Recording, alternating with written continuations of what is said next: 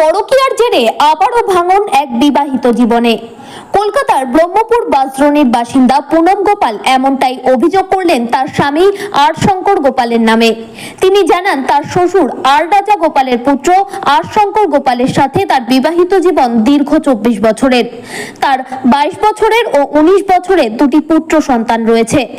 সম্প্রতি তার স্বামী পরকীয়ায় লিপ্ত হলে গত 1 সেপ্টেম্বর 2023-এ তাকে তার দুই পুত্র সমেত বাড়ি থেকে বের করে দেয়। এরপর তিনি আদালতের দ্বারস্থ হন। তার কেস বর্তমানে আদালতে বিচারাধীন। এমতো অবস্থায় গত 4 জুন 2024-এ তিনি তার বড় পুত্রকে নিয়ে বিশেষ কাগজ নিতে শ্বশুর বাড়ি গেলে সেখানে বিবাদের সম্মুখীন হন। এরপর বাসদনী থানায় অভিযোগ করতে গেলে সেখান থেকে বিশেষ সহযোগিতা পাননি। এরপর হঠাৎ থানা থেকে 6 জুন সকালে ফোন আসায় তিনি সেখানে গেলে তাকে অ্যারেস্ট করা হয় বলে এমনটাই জানিয়ে তিনি অভিযোগ করেন ও এও জানান আদালত থেকে তিনি জামিন নেন। আমার নাম পুনম গোপাল। আমি বাসদ্রোণীর কেলে নিউ পার্কে আমার শ্বশুর বাড়ি।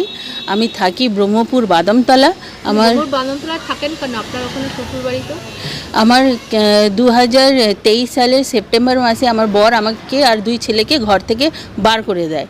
আর যেই জন্যে আমি থানায় এসে ওনাদের নামে এফআইআর করে শ্বশুর বাড়ি বরের নামে, বর হলো আর শঙ্কর গোপাল, শ্বশুর হলো আর রাজা গোপাল, শাশুড়ি হলো সরস্বতী দেবী, ওনাদের নামে এফআইআর করে আমি আমার দিদার কাছে, বৃদ্ধ দিদা আমার এখানে আছে, বাবা মা আমার এখানে থাকে না, আমি দুই ছেলেকে নিয়ে ওনার বাড়িতে গিয়ে উঠি। এবার তখন থেকে আমার কেস ট্রায়ালে চলছিল। এবার কেস ট্রায়ালের কালীন আমি আমার ছেলেদের অ্যাডমিশন হবে ডকুমেন্টসটা নিতে যখন আমার শ্বশুর বাড়িতে যাই, তখন আমি দেখি আমার বর অন্য মহিলার সাথে বেডরুমের মধ্যে আছে। কোনোভাবে লক খোলা হয় না। আমরা জোর জবরদস্তি করে যখন লক খুললাম তখন দেখলাম বেডরুমে দুজনেই। এবার এই জিনিসগুলো পুরো আমার শ্বশুরবাড়ির লোকেরা তার সহযোগিতাতে হয়েছে। এবার দিদিভাই কি বলবো, এবার আমি এখানে এসে আমি এফআইআর করে যাই, কিন্তু আমার এফআইআরটা রিসিভ করা হয় না। পরের দিন আমি যখন ছেলেদের অ্যাডমিশন করাতে যাই তখন আমাকে বারে বারে ফোন করে ডেকে আমি অ্যাডমিশনটা মাঝ রাস্তায় ফেলে যখন আসি, হঠাৎ করে আমাকে আইও আর বড়োবাবু বললেন কি আপনি অ্যারেস্ট হয়ে গেছেন, আপনার নামে কেস আছে। আর কেসটা যে আমি নাকি ওই মহিলার সাথে, যার নাম হলো রাখি হালদার, ওনার সাথে নাকি পুলিশ থানার মধ্যে মারপিট করে ওই জন্য আমাকে নাকি অ্যারেস্ট করা হচ্ছে। তার জন্য এবার আমার বেল দরকার। আমাকে যাদবপুরে নিয়ে যাওয়া হলো, আমার ফিঙ্গারপ্রিন্ট থেকে নিয়ে, ছবি থেকে নিয়ে, আমার ছেলেদের নাম, আমার বান্ধবীদের নাম, আমার বয়স্ক দিদার নাম, সবার নাম নেওয়া হয়েছে তার মাঝখানে। এবার বড়োবাবু আমাকে শাসালেন কি যতজন তোমার সাথে ছিল শ্বশুরবাড়ি যাওয়ার সময় তাদের যেন ঠ্যাং ভাঙা হবে। আমরা নাকি ব্রহ্মপুরের মহিলারা নাকি আমরা সবসময় ওই টার্গেটে থাকি যে শ্বশুরবাড়ি আর বরকে আমরা নাকি বদনাম করব। আমরা নাকি ওই চোখেই নাকি বরদেরকে দেখি। আমাকে যখন হঠাৎ করে আটকানো হয় তখন আমার বান্ধবীরা আমার সাথে ছিল।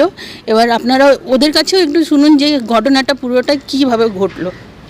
হ্যাঁ, আমাদের নেহা মিশ্রা। ঘটলো আজকে সকাল থেকে?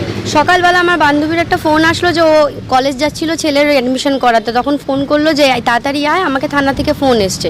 তা আমরা শোনার পর বললাম ঠিক আছে তুই পৌঁছা, আমরা আসছি। আমরা আসতে দেখলাম সাথে সাথে অফিসার ওকে একটা রুমে নিয়ে গিয়ে বন্ধ করে দিল আর আমাদের বের করে দিল। আমরা জিজ্ঞাসা করছি কী কারণে বন্ধ করা হয়েছে, তারা বলছে না, বলছে আপনি বাইরে যান, আপনাকে এখানে বসতে দেওয়া হয় না, ওনাকে অ্যারেস্ট করা হয়েছে। তো সেই বিক্ষোভে আমরা জিজ্ঞাসা করলাম অ্যারেস্টটা কিসের জন্য করা হয়েছে। বলছে এখানে একটা ঝামেলা সৃষ্টি হয়েছিল, আপনার বান্ধবী আর তার হাজব্যান্ডের যে গার্লফ্রেন্ড ছিল ওরা ঝামেলা করেছে, সেই জন্য অ্যারেস্ট করা হয়েছে। তো আমরা বলছি আমার বান্ধবী তখন কলেজে ছিল, আমাদের সাথেই এসছে, তো এই ঝামেলাটা হলো কখন?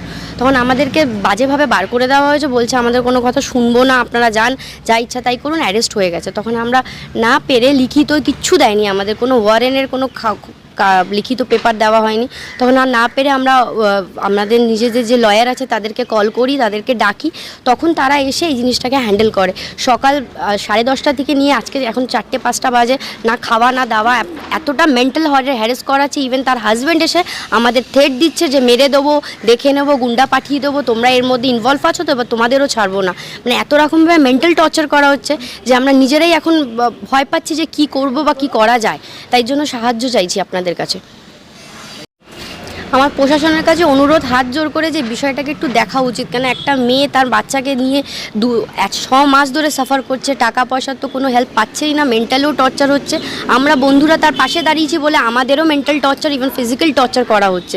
আমার আর কিছু কারোর কাছে কিছু চাওয়া নেই, আমি শুধু প্রশাসনের কাছে হাত জোর করে নিবেদন করছি এই কেসটা একটু দেখা হোক। আমরা মহিলারা এখনও সেফ না, আমরা এখনও অনেক জায়গায় কষ্টের মধ্যে জীবন কাটাচ্ছি। এটা কখনোই কাম্য না যে একটা মা বা ছেলে তার নিজের বাড়িতে গেছে ডকুমেন্টস নিতে, সেটা খুব শান্তিপ্রিয়ভাবে সে ডকুমেন্টসটা ওখান থেকে পেয়ে যাবে, এটাই আমরা আশা করে থাকি। তারপরে ওখানে একটা খুব বাজে একটা পরিস্থিতির শিকার হয়েছে আমার বান্ধবী। কালকে আমরা এখানে এসে একটা লিখিত দেওয়া হয়, কিন্তু আমাদের জানানো হয় এটা এখন রেজিস্টার হবে না। এখান থেকে ফোন যাবে, ফোন যাবার পরে জানানো হবে যে এখানে রেজিস্টার হবে কি না। তারপরে আজকে সকালবেলা আমার বান্ধবী যখন ওর ছেলেকে অ্যাডমিশন করাতে যায়, ওখান থেকে বারবার করে থানা থেকে ফোন করা হয় যে আপনি আসুন, তাড়াতাড়ি এখানে আসুন। উনি ভেবেছেন যে কালকে কোনো কাগজ নেই, হয়তো আমাদেরকে এগোচ্ছে। এখানে আসার পরে ও জানতে পারে যে ও অ্যারেস্ট, কিন্তু কেন অ্যারেস্ট, কিসের জন্য অ্যারেস্ট, যখন আমরা এটা জিজ্ঞেস করতে যাই আমাদেরকে ওখান থেকে বার করে দেওয়া হয়। তারপরে এখানে বড়বাবু যিনি আছেন, যে পদে আছেন, উনি আলাদাভাবে ডেকে নিয়ে গিয়ে আমার বান্ধবীকে বলেছেন যে তোমরা সেদিনকে যারা যারা ছিলে সবার ঠ্যাং ভাঙবো।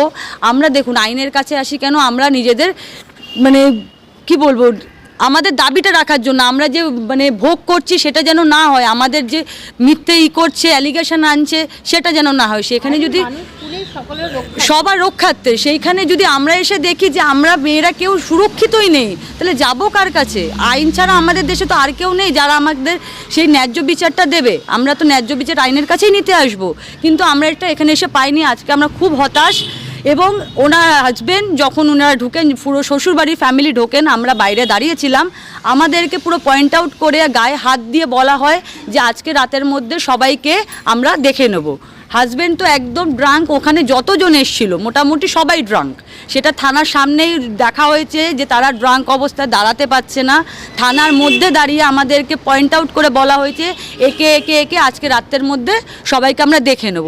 তো এই জায়গায় দাঁড়িয়ে যদি আমরা একটা বিচার চাইতে এসে যদি সবাই আমরা এখন জীবনহানির আমাদের ভয় থাকে, তাহলে আমরা যাব কোথায়? আইনের দ্বারস্থ হয়েছি, সেইখানে আইন ব্যবস্থা বার্তাটাই তো আমরা বুঝতে পারছি না যে বার্তাটা কিসের দিচ্ছেন, যে ওনারা কি ক্রাইমকে আটকানোর বার্তা দিচ্ছেন না ক্রাইমকে বাড়ানোর বার্তা দিচ্ছেন।